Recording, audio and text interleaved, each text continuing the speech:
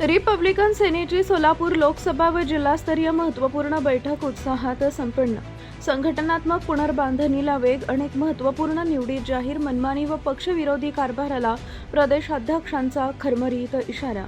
Republican सेनेची Solapur Lok Sabha व सोलापूर जिल्ह्यातील महत्त्वपूर्ण बैठक आज महाराष्ट्र प्रदेश अध्यक्ष डॉक्टर सुशीलकुमारजी शिंदे, प्रदेश उपाध्यक्ष यशवंत भालेराव तसेच महाराष्ट्र प्रदेश कार्यकारिणी सदस्य सय्यद युसूफ यांच्या उपस्थितीत आणि सोलापूर लोकसभा जिल्हाध्यक्ष अमित कांबळे यांच्या नेतृत्वाखाली मोठ्या उत्साहात पार पडली. या बैठकीत सोलापूर लोकसभा व जिल्ह्यातील संघटनात्मक बांधणी, आगामी कार्यक्रम, संघटन विस्तार, पक्षशिस्त आणि पदाधिकारी व कार्यकर्त्यांच्या जबाबदाऱ्यांबाबत महत्त्वपूर्ण चर्चा करण्यात आली. संघटना अधिक मजबूत, शिस्तबद्ध आणि आक्रमक करण्याच्या दृष्टीने अनेक महत्त्वपूर्ण निर्णय घेण्यात आले. यावेळी पंढरपूर तालुका तसेच माढा लोकसभा येथील यापूर्वी करण्यात आलेल्या सर्व निवडी प्रदेशाध्यक्ष डॉक्टर सुशीलकुमार सूर्यवंशी यांनी रद्द करून नव्यानं पदाधिकारी निवडी जाहीर केल्या.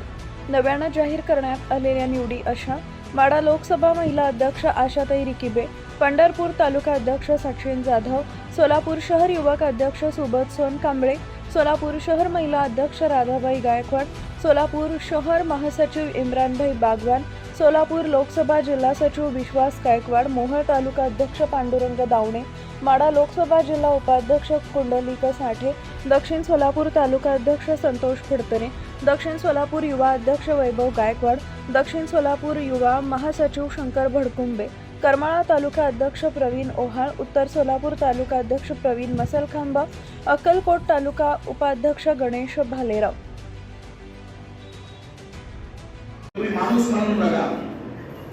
या पक्षाचे ध्येय धोरण मी जेव्हापासून महाराष्ट्र प्रदेशाध्यक्ष पदाचा पदभार स्वीकारला तेव्हापासून महाराष्ट्रामध्ये फिरत आहे आणि प्रत्येक जिल्ह्यामध्ये निवडी करताना मी एक पद्धत ठरवलेली.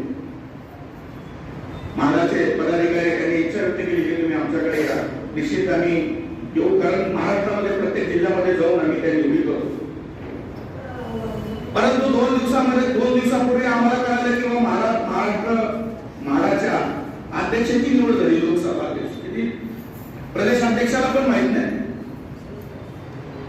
आणि साहेबांना पण माहित नाही. कुठल्याही जिल्ह्याची निवड करत असताना त्याच्यावर विचार करतो. काय पद्धत आहे?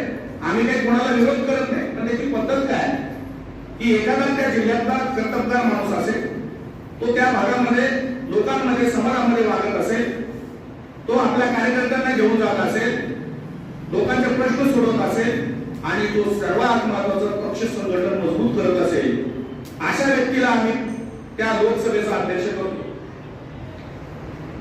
परंतु हे जेव्हा काही आमच्या कानावरती आलं त्याच दिवशी त्या ज्या काही निवडी होत्या त्या निवडीला मी स्थगिती दिली आहे.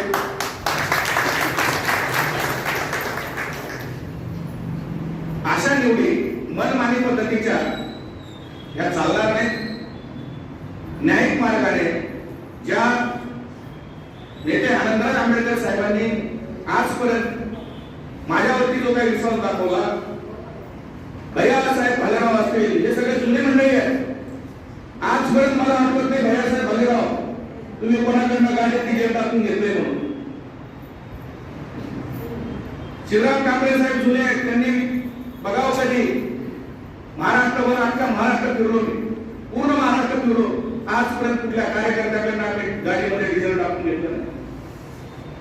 पण आनंदराज आंबेडकर साहेब याची कदर करत नाही. तुम्ही माणसं जोडा, माणसांना पक्षात आणा, पक्ष मोठा करा आणि तुमच्यातलीच माणसं सत्तेत बसा.